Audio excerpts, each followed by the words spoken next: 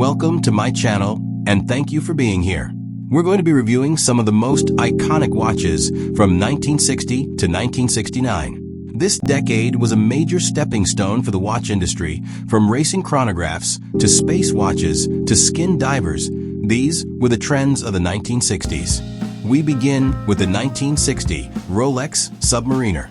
The 5512 marks the beginning of the Submariner's evolution into a professional-grade icon. It introduced crown guards to improve durability for divers, shifting the Sub from a pure tool watch into a more refined instrument. Early versions used gilt dials that are now highly collectible. This reference is where the Submariner starts becoming the blueprint for all dive watches. Next we have the 1961 Omega Seamaster 300. A true professional diver's watch from Omega's early tool watch era. The Seamaster 300 was designed for military and civilian divers before dive computers existed. Its broad arrow hands and highly legible dial made it a functional instrument underwater. Today, it sits in the shadow of the Speedmaster, but is increasingly respected by collectors as Omega's purest vintage diver. Moving on with the 1962 Rolex GMT-Master 1675. The 1675 is where Rolex fully captured the jet age spirit.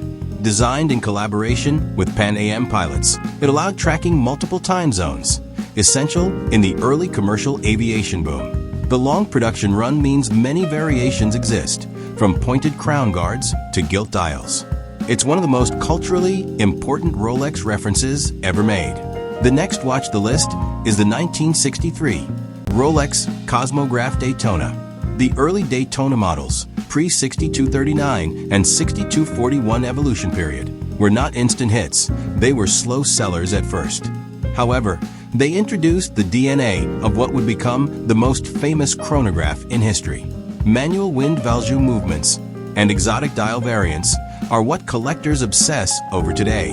In hindsight, this is the birth of racing chronograph mythology. Next comes in the 1964 Omega Speedmaster pre-moon era. Before the moon landing fame, the Speedmaster was already respected for its durability and legibility. The 1964 era references were still evolving into the professional model NASA would later qualify.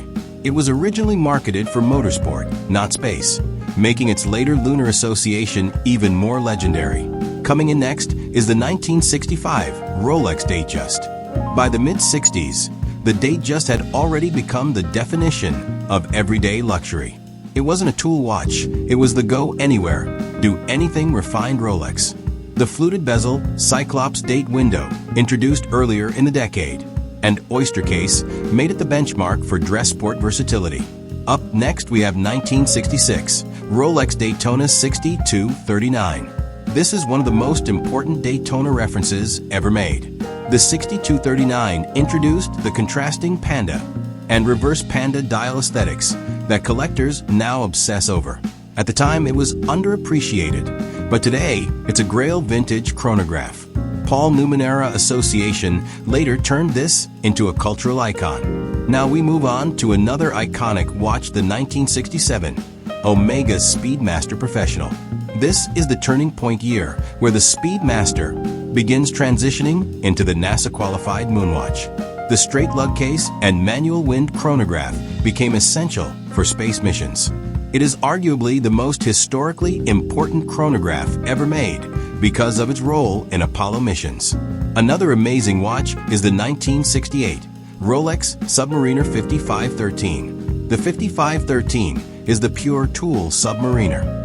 No date, no frills, just extreme legibility and durability.